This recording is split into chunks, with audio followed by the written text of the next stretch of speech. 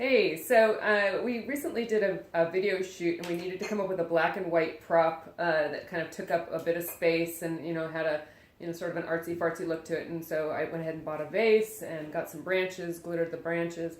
And then I thought, it might be kind of fun to put glitter in the base. And so we went ahead and did that. And this next video will show you just us going through the process and what we did.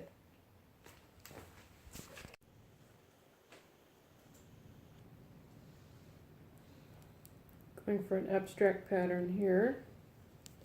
This works great, but as long as you don't move the items inside, if you move the items inside, in this case these twigs and sticks, then you're going to lose your pattern. So you want to make sure that you've done a good job of securing them inside before you do this, or else you're going to lose your pattern if you move it around a lot.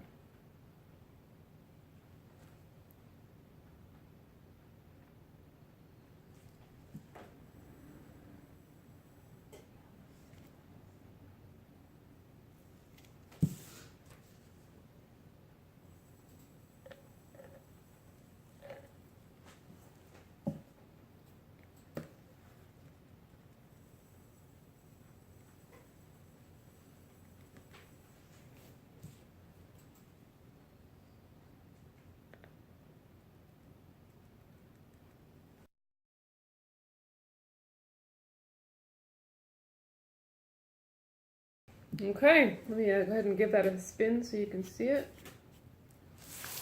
Okay, here we go. Kind of a nice abstract design down there. It's like a children's sand art bottle taken to a more artistic level. And there you go.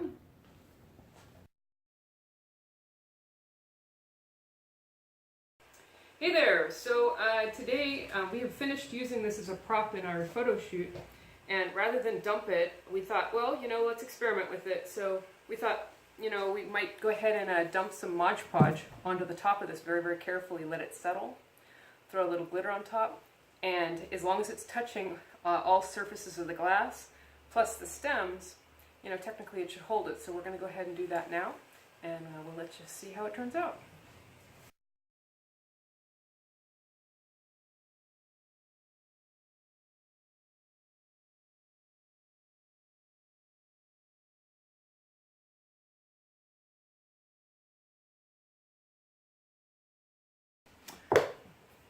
Okay, great. So I've got a layer of glue in here. Now you can certainly leave the glue in there just like that, but I think why not put glitter on top? I think that way it'll, fool the eye and you won't even necessarily see that there's a glitter layer in there. So I'm going to go ahead and throw some white on there.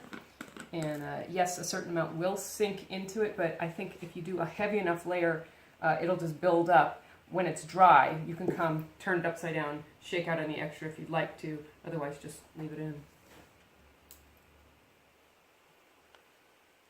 Okay, that should do it. Now, Mod Podge usually dries very, very quickly.